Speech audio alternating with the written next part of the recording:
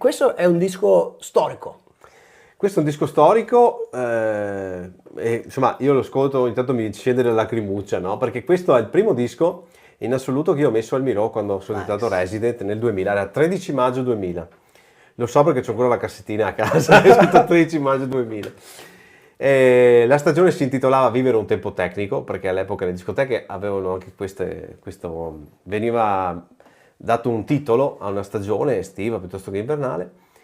E questo è il primo disco che tra l'altro appunto parlavamo prima, no, del warm up, del preascolto, poi c'era la sigla. E questo disco che ho trovato grazie a Lady Brian, che aveva il negozio di dischi al Four Original Store, anche questo a Treviso, e lui mi tirava fuori queste chicchette. All'epoca mi seguiva lui musicalmente, appunto, perché ripeto, i dischi devono essere tirati fuori in questo modo.